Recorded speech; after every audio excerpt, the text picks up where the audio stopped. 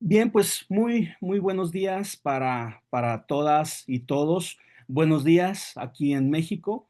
Buenas tardes en Alemania, desde donde nos acompaña nuestro traductor, el profesor Arnulfo Mateos, a quien desde luego le agradezco muchísimo por estar con nosotros.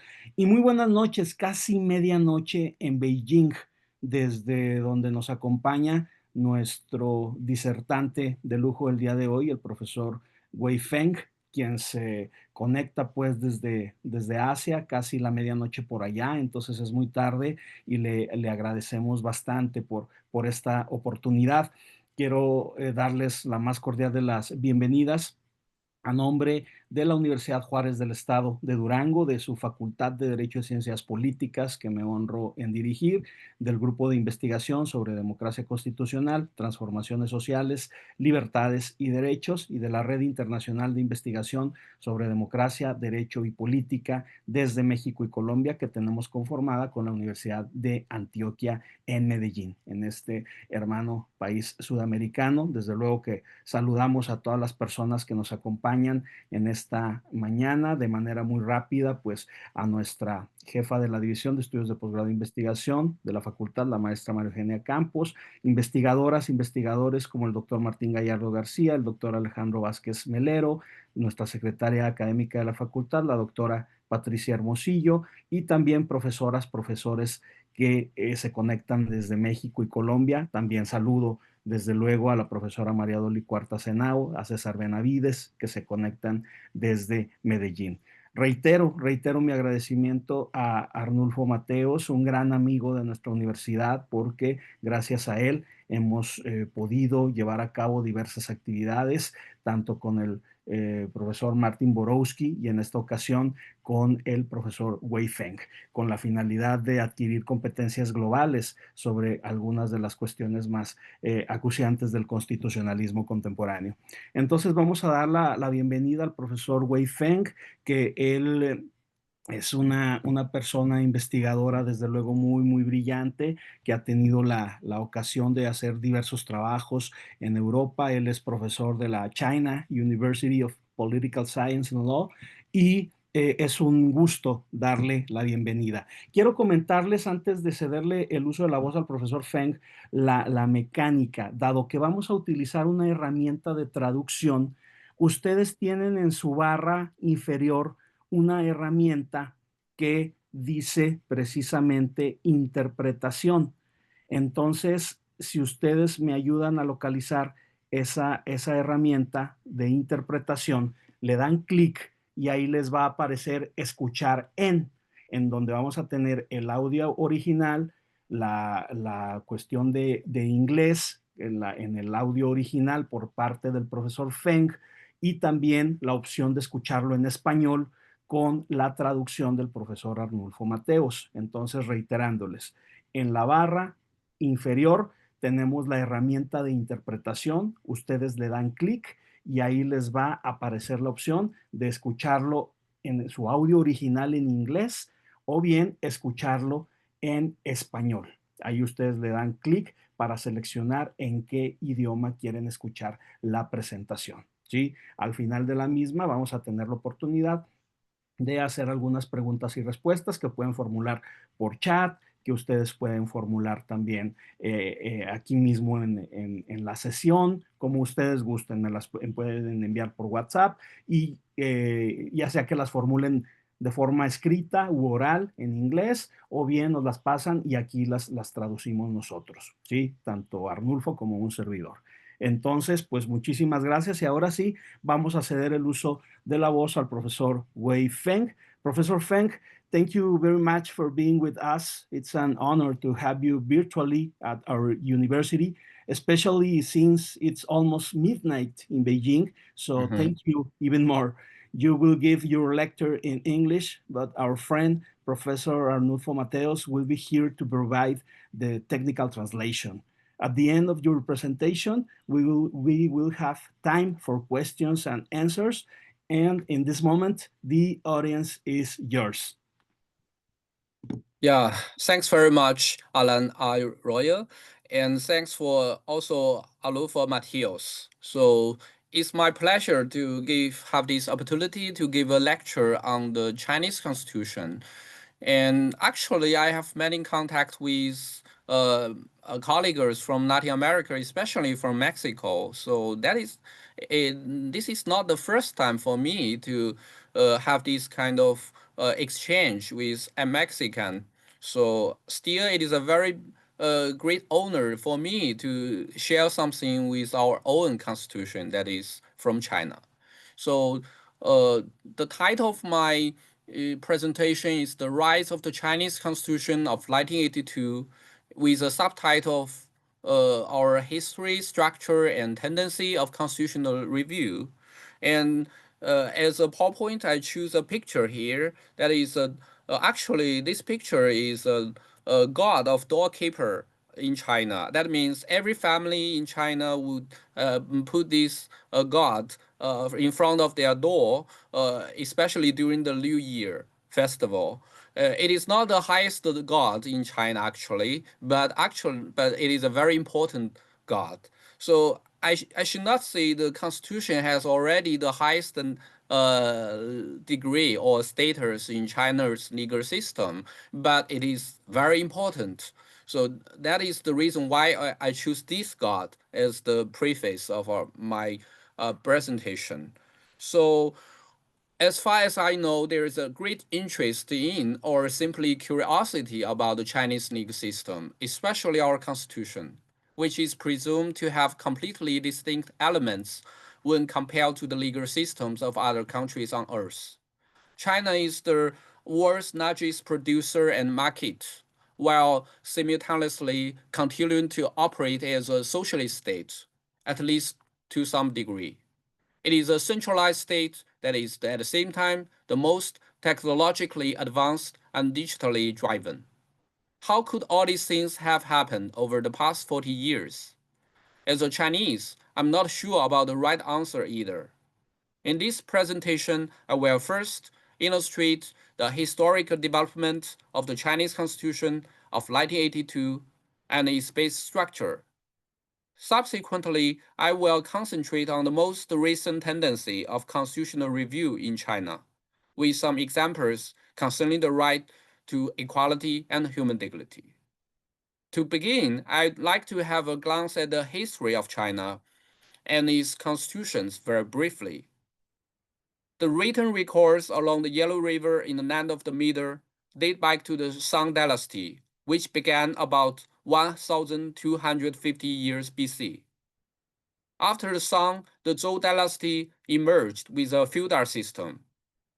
In 221 BC, the Qin kingdom, located in the northwest of the Zhou dynasty, finally conquered all other kingdoms and territories, undermined this feudal system, and established the first centralized empire, the Qin dynasty. The king then named himself Qin Shi Huangdi, which means the first emperor of Qin, and he claimed to be the son of heaven. This centralized system persisted for the next 2,000 years or more. The Machiavelli-like legalistic bureaucracy, as well as the Confucian intellectuals, organized the dynasties after dynasties, which also had a profound influence on the entire East Asia. In the late Qing dynasty, that is the last dynasty in China, in ancient China, on the one hand, this system was significantly challenged by the Western industrialized countries, which turned Hong Kong, Macau, Taiwan, and the numerous districts in the larger cities into Western colonies. On the other hand, there was a desire to reform from within, with the objective of achieving modern industrialization. In 1906, the Qing government promised the so-called preparatory constitutionalism, with the aim of acknowledging the civil and political rights, while more importantly, upholding the centralized imperial system. Nevertheless, on October the 10th, 1911, the decisive revolution broke out in the city of Wuhan, that is my home city, which spread rapidly throughout the whole empire and paved the way for the establishment of the First Republic of China, as well as the First Republic among all Asian countries. The founding father, Dr. Sun Yat-sen, drew up the plan for a strong parliamentary system rather than a strong presidential system, according to the Provisional Constitution of 1912.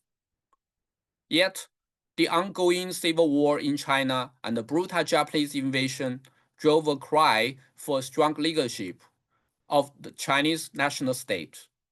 Only until 1947, right after the end of the World War II, the ruling Kuomintang, namely the Nationalist Party of China, under demands from other parties and groups, including the CCP, namely the Communist Party of China, called for the First National Assembly to draft the Fifth Constitution, but with a presidential system. Unfortunately, the civil war between the Kuomintang and the CCP broke out again, and the Kuomintang finally lost the land of the middle and retreated to the island of Taiwan. During the following era of the Cold War, this fifth constitution was not really implemented even in Taiwan until 1991, with newly added democratic provisions. While in the mainland of China in 1949, the CCP founded the New People's Republic of China and immediately put forward the policy of socialist transformation. In 1954, Mao Zedong, under the suggestions from scholars and his comrades, drafted a new constitution according to the Soviet Stalinist example, which was then approved by the First National People's Congress in China. Many of the ideologic terms remain even in the current constitution. This constitution of 1954 was suspended during the so-called Cultural Revolution between 1966 and 1976, substituted by two other constitutions. Only after the end of the Cultural Revolution did Deng Xiaoping, the comrade and successor of Mao, carry out a policy of reform and opening up. The fourth and current Constitution of 1982 then came into being, followed by 5 times of amendments until 2018. Some distinguished characteristics are incorporated into this constitution, such as the socialist market economy, the rule of law, the respect and protection of human rights, the ecologic civilization, the shared future of mankind, and etc. If we look at the basic structure of the Chinese Constitution of 1982, the current Chinese Constitution begins with a long preamble, which consists of the revolutionary history since 1911, the socialist transformation since 1949, and then the socialism with Chinese characteristics since 1978, as stated above. Following that come the even more extensive general principles as Chapter 1, from Article 1 to 32. Chapter 2 incorporates plenty of fundamental rights and duties of citizens, from Articles 33 to 56. Chapter 3, with 8 sections, authorizes the organs of the state.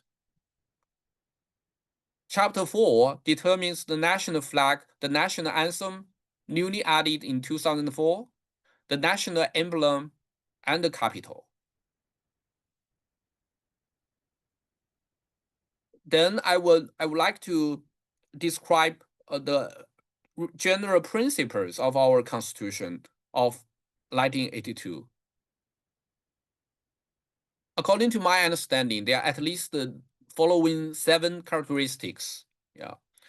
So the general principles combined with the preamble and other articles could be summed up as the following 7 main characteristics of the Chinese Constitution. The first characteristics is the socialism and the CCP. Article 1, Clause 1 defines the state form of China as a socialist state governed by people's democratic dictatorship, as I quote. which follows the Soviet freezes. In 2018, the leadership by the CCP is added through the Article 1, Clause 2, Sentence 2. This whole article has the character of a politic proclamation. The second characteristic is the democracy and centralized leadership. Article 3, Clause 1 defines the politic form of China as the principle of democratic centralism, which combines two elements, namely democracy and centralized leadership.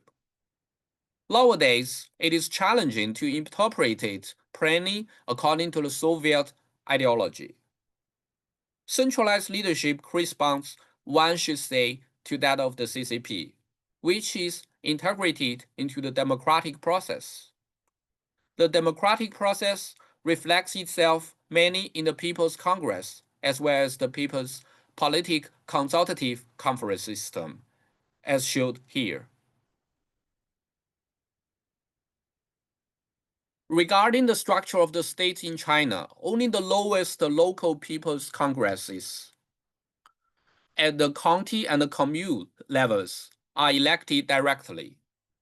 The village community committees are also directly elected and self-governed, but they are not state organs as such. The local people's congresses at higher levels are then elected indirectly by the lower local people's congresses, respectively. Besides, all other administrative, supervisory, judiciary, and procuratory organs of the state are approved by the people's congresses, respectively. Specifically, the central organs of the state, that is, the state president, the Central Military Commission, the State Council, the National Supervisory Commission, the Supreme People's Court, and the Supreme People's Procurator, are approved by the National People's Congress. It is to emphasize, however, that they are also organs of the CCP, parallel to and lead the above organs of the state, as I will show here. The concrete mechanism is, however, not determined in the Constitution itself. Here arises the fierce methodologic debate in contemporary China, namely between the so-called theory of politic constitution and that of normative constitution, between the conventional constitution and the written constitution, and between history and the norms of constitution. The latter focuses mainly on the doctrinal study of constitutional norms, especially that of fundamental rights. We could better understand this debate only when we learn more about the characteristics of the Chinese Constitution in the following. So, as the third characteristics of the Chinese Constitution, I should mention the national state and ethnic pluralism. Article 4 emphasizes minority rights and equality, which reflects the plural ethnic construction of the state, namely the Chinese nation as a whole. Specifically, Chapter 3, Section 6 establishes ethnic autonomous regions and respective organs. As fourth characteristics is the rule of law and constitutionalism since 1999. Article 5, Clause 1 claims the principles of the rule of law since 1999 as opposed to the rule of man. The rule of law, not of man, requires the primacy of constitutional law against statutes, administrative regulations, and local regulations. December the 4th, namely the day when the Constitution of 1982 was drafted, became the National Day of Law Publicity since 2001 and was transformed into the National Day of the Constitution since 2014. Besides, the requirement of a constitutional oath by civil servants is introduced through Article 27, Clause 3 in 2018. The latest trend of the constitutional review will be discussed below.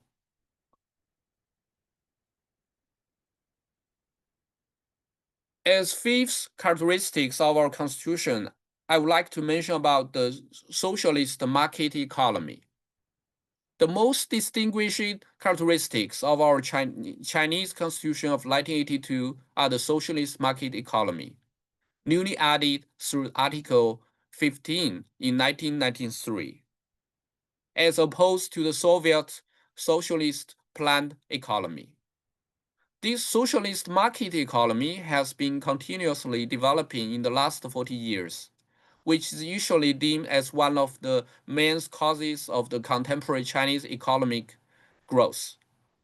According to my understanding, it consists of at least the following four aspects. The first aspect is the public ownership. The public ownership, including the state ownership in general and the collective ownership in villages, has been and remains acknowledged.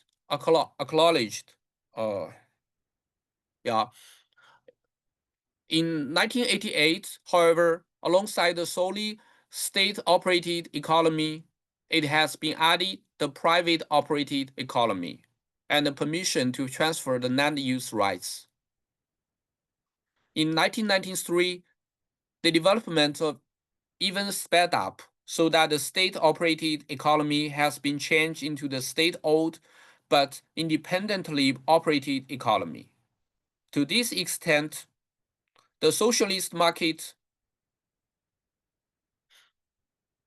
economy is acknowledged. In 1999, the public ownership kept the status as mainstay, yet together with other non-public diverse forms of ownership. The second aspect is the private property. Since 2004, in this year, human rights are incorporated according to Article 33.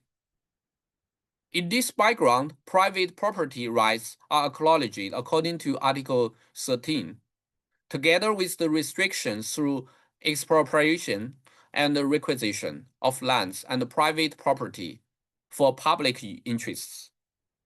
In the constitutions of many other countries, a similar clause may well be named as the socialist clause, such as that in German Weimar Constitution of 1990.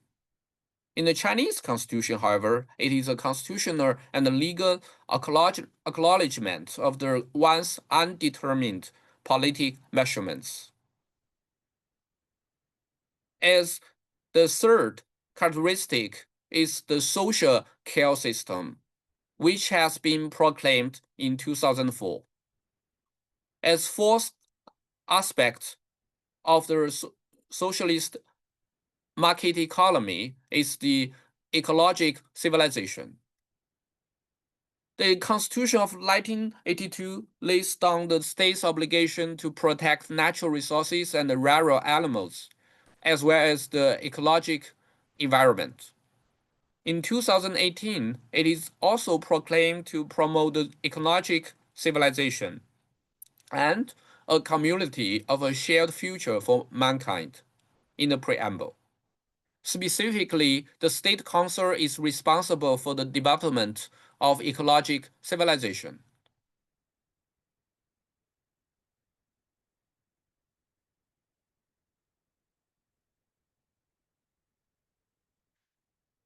So we then turn to the sixth characteristics of our Constitution, that is the family planning policy. Article 25 draws the policy of family and population planning. According to Article 49, it is the fundamental duty of both husband and wife to practice family planning. Based on the concrete statutes and regulations since 1979, it is then called the one-child policy. Until 2050, 2015, an overwhelming two-children policy was announced by the statement of the CCP, while since 2021, it has been further modified into overwhelming three-children policy. Of course, there are plenty of stories and research in this specific domain, and one case study will be mentioned below. As the seventh and the last characteristics of the Chinese Constitution is the so-called Special Administrative Regions, that is SAR. Article 31 invents the SAR, which reflects the motto of one country, two system. This policy was originally designed for the relationship between the mainland and the Taiwan island, and now has already been practiced in Hong Kong since 1997 and Macau since 1999. So after the brief summary of our main characteristics, I would like to turn to our provisions of the fundamental rights. The Constitution of 1982 contains a full catalog of fundamental rights as Chapter 2. A similar catalog was introduced already in the first Constitution of 1954, but only as Chapter 3 in the last place. While the property and economic rights as well as social care institutions have experienced tremendous changes through the amendments concerning the general principles in Chapter 1, as stated above. In contrary, the catalog in Chapter 2 is not changed with the single exception of Article 33, Clause 3 in 2004, which says that, as I quote, "The state respects and protects human rights." End of quote.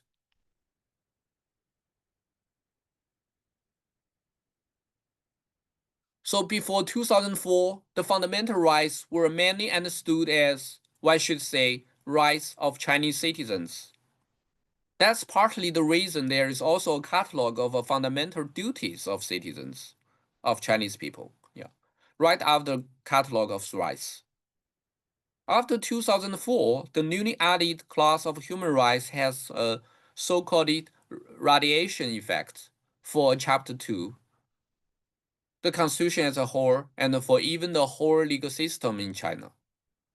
This implicit change of meaning of fundamental rights as human rights also has an impact on other clauses in Chapter 2, such as that of the right to equality as well as human dignity. We will then focus on them in the following presentation.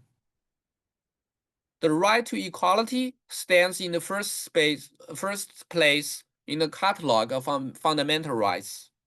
According to Article 33, Clause 2, as I quote, "All citizens of the People's Republic of China are equal before the law." End of quote. After the incorporation of human rights clause since 2004, as stated above, one can see that all human beings are equal before the law in China, so that Article 33, Clause 2, in its systematic relation with Article 33, Clause 3, can be considered as the general principle of equality. Besides, there are three specific rights to equality according to the Chinese Constitution of 1982, namely the equality of rights to vote, which is at the second place in our catalog of fundamental rights, and the equal freedom of belief and religions, and the gender equality, with expressive criteria of differentiation, respectively. One can find even further objective principles of equality in the Chinese Constitution of 1982. Firstly, people of all ethnic groups are equal and enjoy the equal procedural fundamental rights to employ in court proceedings the commonly used language by these ethnic groups, both spoken and written with necessary translation. Secondly, the principle of equality of states is acknowledged in foreign policy. Furthermore, all other fundamental rights may possibly have dimensions of equality.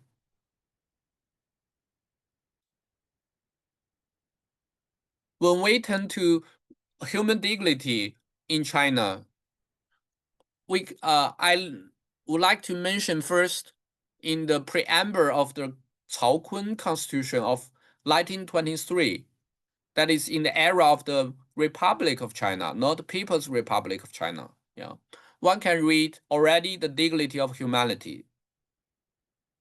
During the drafting of the Universal Declaration of Human Rights of 1948, Hong Chun-zhang, a Chinese philosopher, as the vice president, cooperating with Franklin D. Roosevelt of the United States of America, suggests the dignity and worth of the human person according to his confession to Confucianism and understandings of mankind.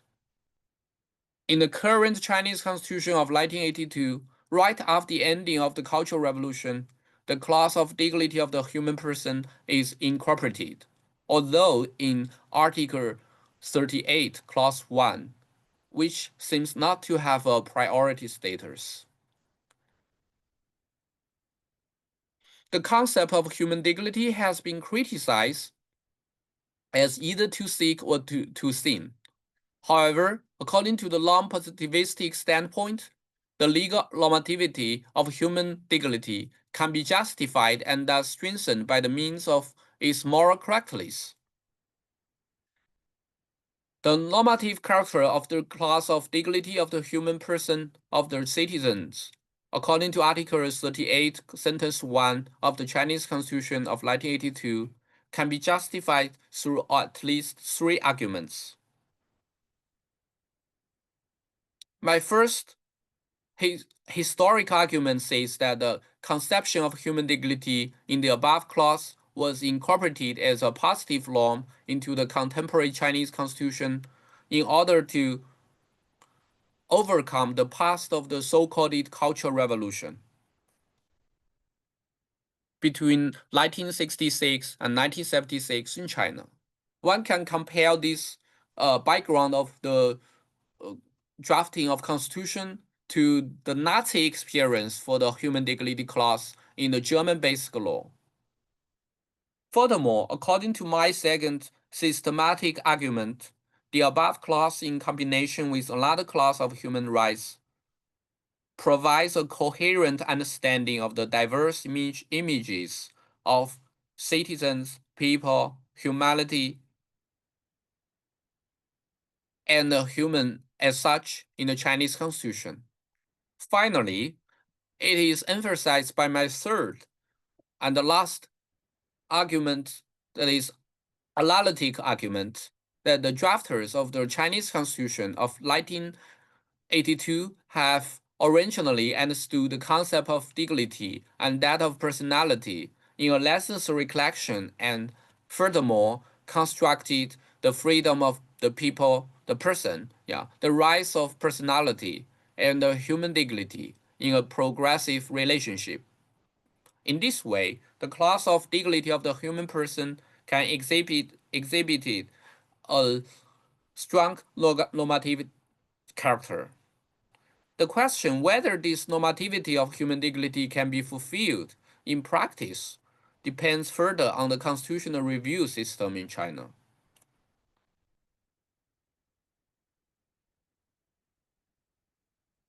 At least in the last 8 years or more, one can observe a tendency to establish the constitutional review in China. Actually, it is not so clear according to the current Constitution of 1982 only Article 67, number 1, authorized the Standing Committee of the NPC to, I quote, interpret the Constitution and supervise its enforcement, end of quote.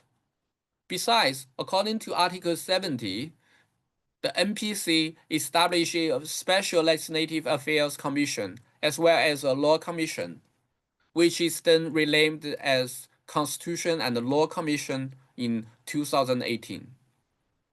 In the revised Chinese legislation law of 2015, the Standing Committee, with the support of other two commissions of NPC, launches the finding and the review system concerning nearly all the laws lower than the Constitution and the statutes. According to the 19th CCP National Conference 2017, as I quote, promoting the work of constitutional review, end of quote, becomes a state's task. What is more, one can also mention the Article 17 of both the Hong Kong Basic Law and that of Macau, which have established the finding system of the SAR legislation.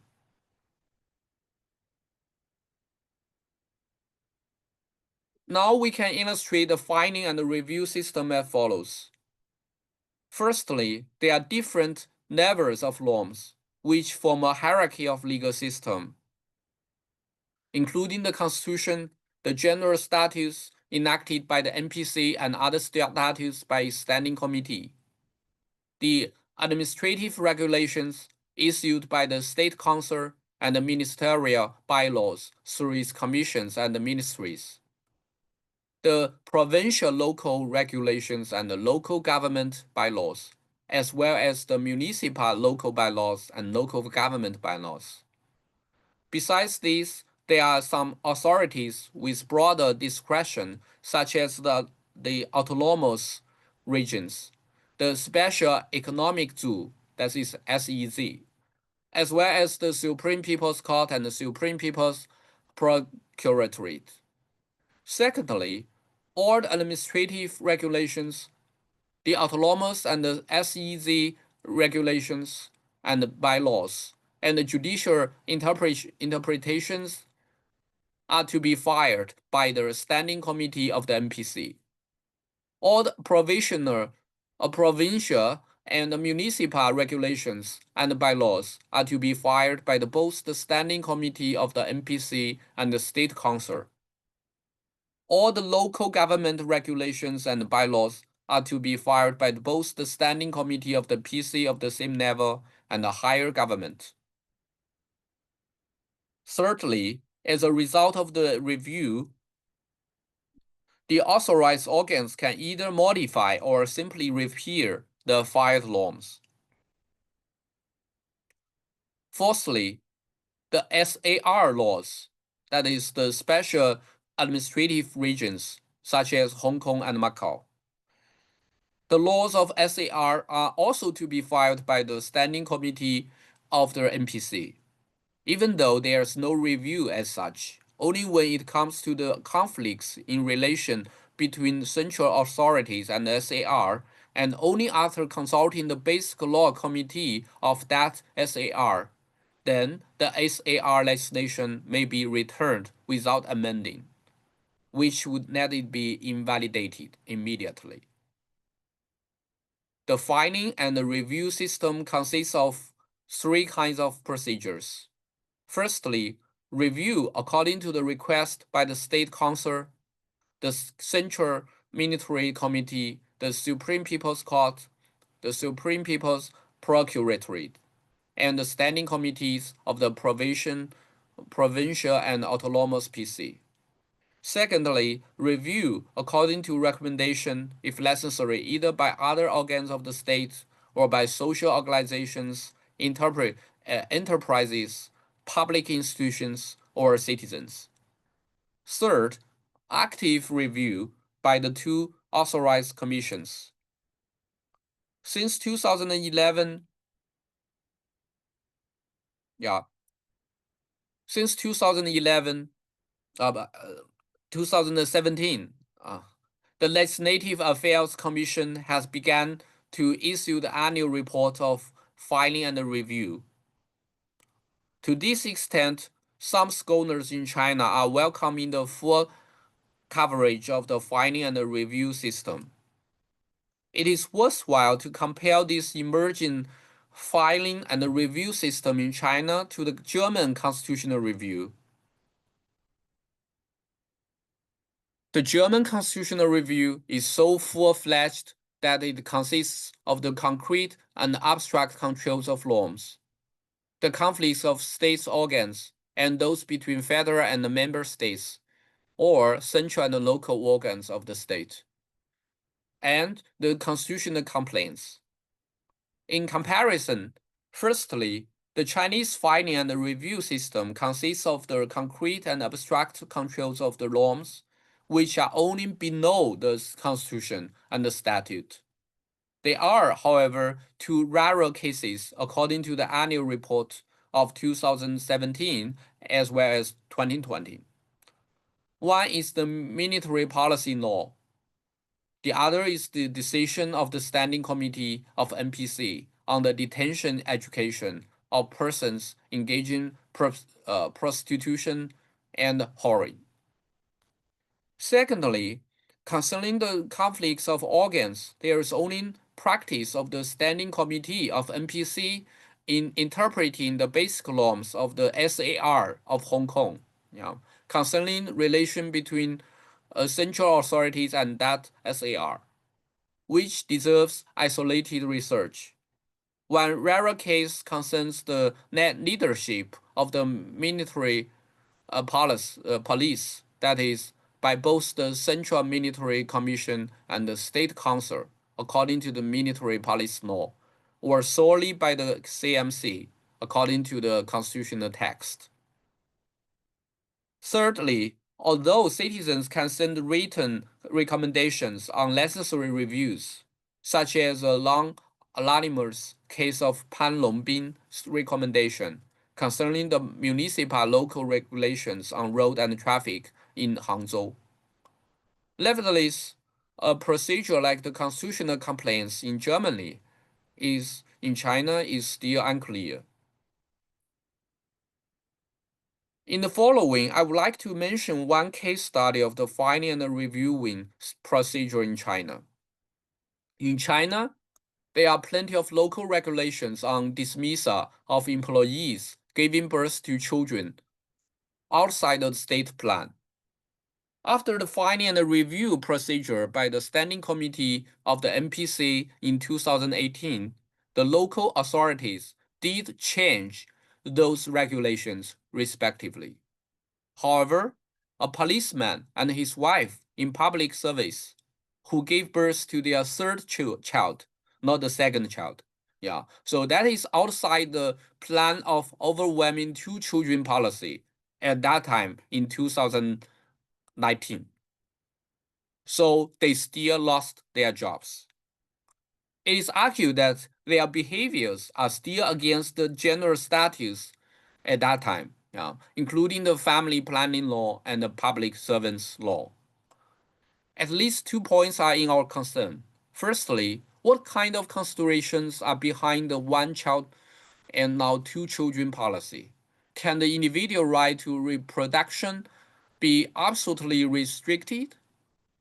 Could the corresponding obligation to the so-called social raising fee become a price for having more children than the state plan, which would then lead to unequal results for low-wage families? Secondly, should the violation of the family planning policy be punished so severely for the public servants that even their social rights to work are deprived? So, from the perspective of human dignity, one can better understand the situation those families encounter. This case also reveals the limits of current filing and review procedures in China. Namely, they only cover the norms lower than the Constitution and the statutes, leaving the constitutionality of general statutes still untouched. That is, in this case, that is the family planning law as well as the public servants law. Because in the year of 2019, these two general statutes were not yet revised. Only so, as according to my observation of the continuing publication of the annual report of this finding and review procedure. So I should say the NPC has changed this family planning law and the public servants law autonomous, yeah, but not reflected in this annual report, yeah. So to this extent, it reflects the tension between legislation and fundamental rights protection, which is significant for the practice of constitutional review in China, as well as for the more general problem of enforcement or monitoring of human dignity and human rights. So that is my presentation about the rise of the Chinese Constitution and its most recent tendency of constitutional review. Yeah. So thanks for your attention. Yeah. Professor Feng, thank you very much for your excellent presentation. It certainly allowed us to have a much broader frame of reference regarding the Chinese constitutional system, which is why we learned a lot this morning in Mexico and almost midnight there in China. Abrimos en este momento un espacio para preguntas y respuestas. Yo ya tengo aquí unas que me han hecho llegar. Si alguien desea hacer el uso de la voz o colocarla por escrito en el chat y se la formulamos entre el profesor Arnulfo Mateos y un servidor. Les recordamos que sigue habilitada esta opción de la interpretación, por si gustan y seguir esta segunda parte en inglés o en español. En la barra inferior, en las herramientas aquí de Zoom, tenemos precisamente esta cuestión. Sí, entonces vamos con una primera pregunta. Ya veo que también por aquí el doctor Martín Gallardo formula una que ahorita la checamos. Professor Feng, we have some questions here if you have some time. The first question is, do you think there is any relationship between the Chinese economy, which has grown so much in recent decades, and its regulatory system?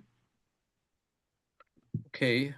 Perdón, ahí la pregunta que le formulamos es si el profesor cree que hay alguna relación entre la economía china, que ha crecido tanto en las décadas recientes, y el sistema regulatorio chino. Professor, please.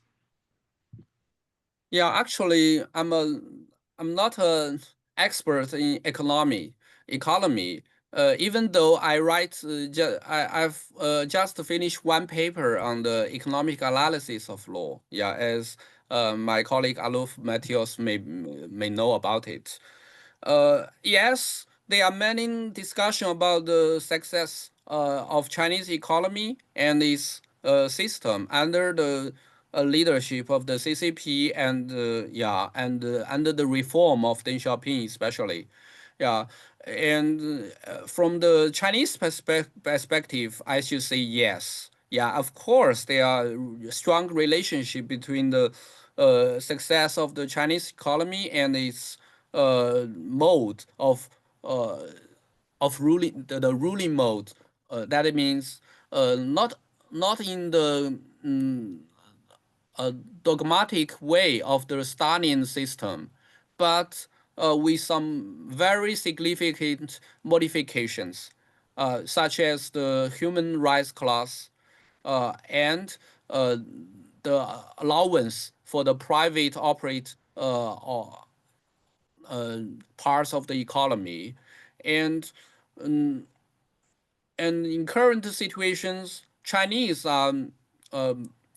so would very like to accept the high technologic tools such as WeChat, Alipay, and many are, and especially the electro autos. Yeah. So actually, in some way, I should say the Chinese are very practical in this ruling system. They are not always conform to the wordings of the socialist rhetoric, but they pay much more attention to the um, practical development of China. So I think that is a very specific characteristics of Chinese people, not only in the Chinese Constitution.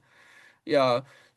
So that is my brief answer, but I should not say that uh, this collection between the success of Chinese economy and its ruling system always prevailed or can be applied to worldwide or universally. Actually, as a Chinese living in China, in living in a large city outside of Beijing, uh, and have the opportunity to study in Beijing and now work here. So I experienced the real transformation in China. Actually, for example, the one-child policy. Yeah, actually, I belong to the generation of the one-child policy, but not, but when I decide to have my give birth to my daughter, then the policy changed into another one. That is the two or three children policy. But today, no one. So the young generation are not actually don't like to have more childrens more.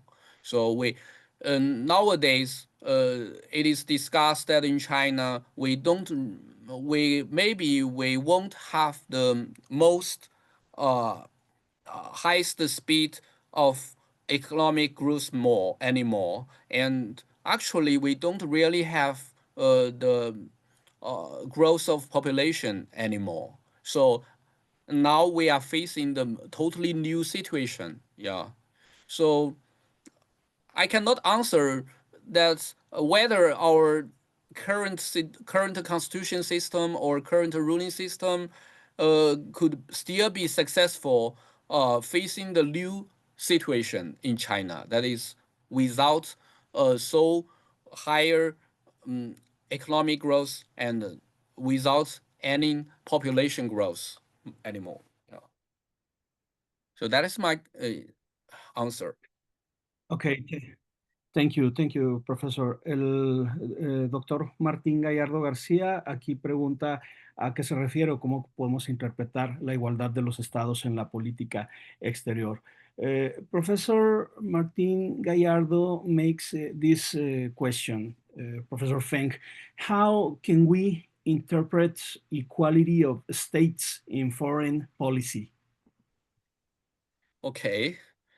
Yeah, thanks for this question. That is the equality of states. Actually it is part of our standing foreign policy. Not only belong to our constitution. Yeah, it is. So in the founding era of the People's Republic of China, we follow the so-called five principles of foreign policy, including equality and inclusion and communication and so on. So the equality of states in global situation is just one part of our foreign policy. If I may, I could explain this policy like this, that we actually the China won't have aliens with any other states. That is, we actually we won't build any political aliens or military aliens with other countries, and we think we are we are only one member, yeah, in this world, one member of the global community, and we treat us and other states as equal members of the global society. Yeah. So in this sense, China is always against the superpower. I mean, one or two superpowers to control the whole global system or global uh, ruling system. So So this kind of policy has its significant influence. For example, uh,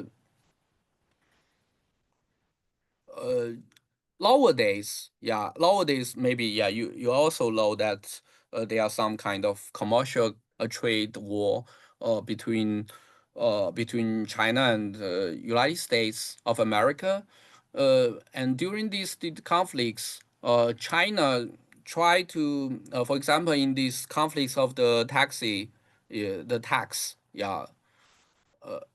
so China try to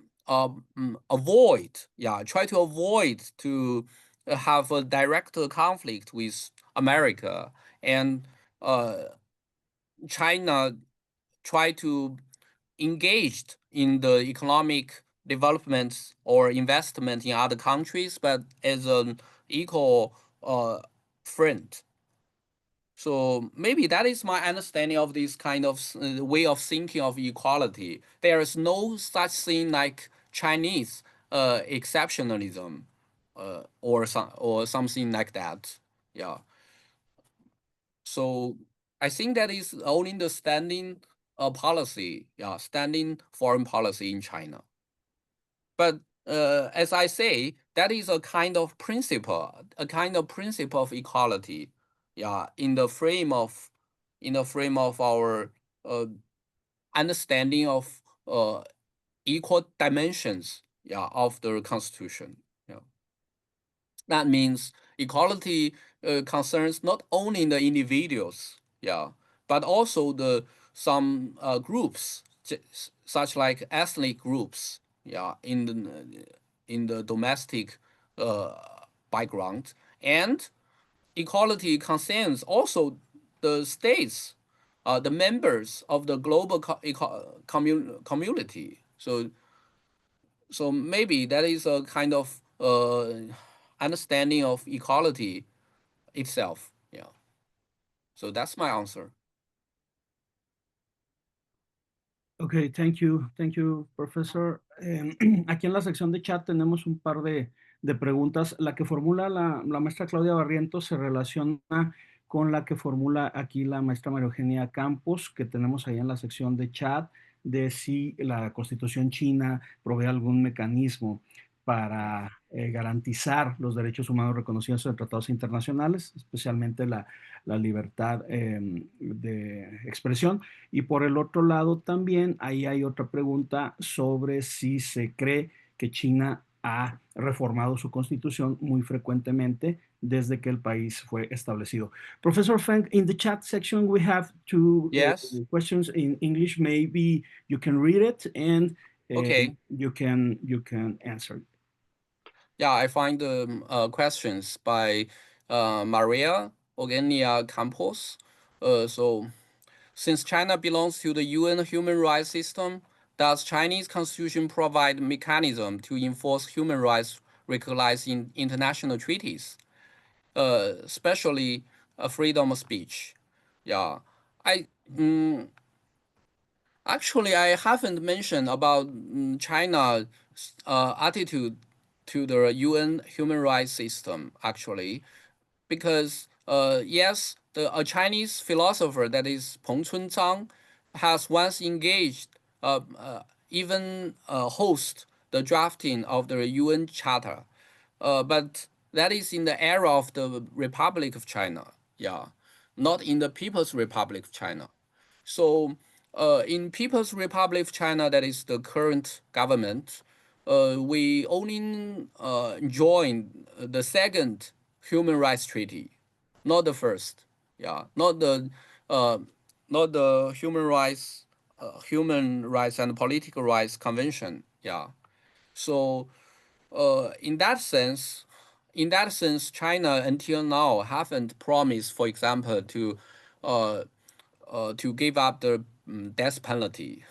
Yeah, and uh, so this also include many other human rights. Yeah, in the first convention, first the human rights convention.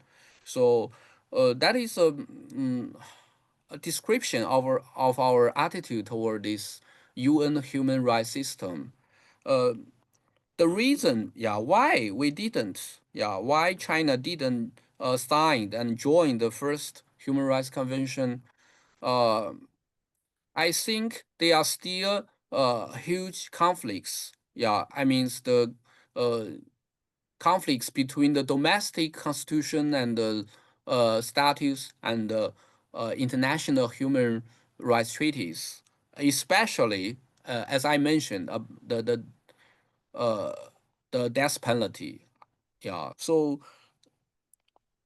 according to this current situation, is still difficult. Yes, we also have fierce debate in China that is whether we still keep the death penalty. Uh, but according to the current situation, uh, I it is really impossible to shut down this death penalty at current situation. So uh, that is a very big mm, difficulty to us to for us to accept or join the first human rights convention. Uh, in this sense, yes, in this sense, I should only mention one exception. That is in Hong Kong. Yeah, Hong Kong. After 1997, Hong Kong returned to China and became a special administrative zone or region. Yeah, SAR in China. But before 1997, the British government approved the first Human Rights Convention for Hong Kong. Not by Hong Kong itself, but by British government. And Hong Kong returned. Hong Kong returned to China and with a membership of the first Human Rights Convention. That means they treasured, Hong Kongers treasured all these human and political rights, which promised by the first Human Rights Convention. So after that, uh, maybe you have already read in the newspaper that there are a very long period period of conflicts between the central government of China and the Hong Kong government. No, not Hong Kong government, but by the Hong Kong legislative legislations. So I think uh, I think the human rights convention is part of the conflicts, part of the reason for the conflicts between central government of China and the Hong Kong legislative organs at that year. But now uh, there are some change between the situation between the central government and Hong Kong SAR during the last 4 or 5 years. So that is the only one exception. That is only in SAR in Hong Kong. Yeah. So without Macau, Macau is also SAR, but actually they don't sign the first Human Rights Convention. So that is my answer for it. And another question by Polly Lin is, do you think China has amended its constitution too frequently since the country was established? I believe a constitution is supposed to remain stable. And how do you think legislators should do to avoid revising a statute today and revising it again tomorrow because the vision yesterday turns out to be incomparable with the context of the society? Oh, that is a good question. Actually, I should say, uh, the current Chinese Constitution of 1982 has only 5 times of amendments. Actually, and most part of the amendments happen to the preamble and the first chapter, that is the general principles. Yeah. So comparably, I don't think Chinese constitution has too much amendments. Yeah, when when one read the basic law in Germany, one can also perceive that after so in the last 70 or more years in Germany, the basic law has also experienced many changes. Actually, even when the change of basic law is not so easy. Yeah. But I think the question, yeah, the question of the change of the constitution has is significance because we should perceive the concrete amendments, yeah, happened in China. In our preamble, the most changeable, yeah, paragraph is about the leading uh, ideas, yeah, the ruling ideas of China. That is Marxism, and then Mao Zedong's thinking, Mao Zedong's thoughts, and then Deng Xiaoping's thoughts of reform and opening up, and now, of course, mm, the thoughts of Xi Jinping in the new era. So they keeping, yeah, the CCP keeps amendments this paragraph. Yeah, that is what kind of leading ideas we should follow. That is a very important change in our preamble. Yeah, and it comes to our general principles in the chapter one.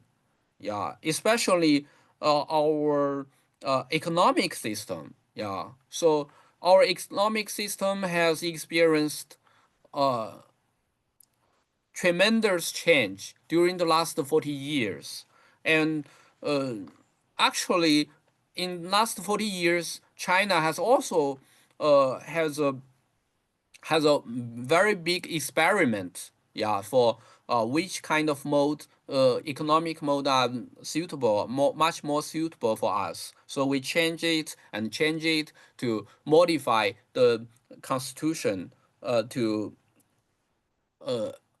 compatible with our current economic situation.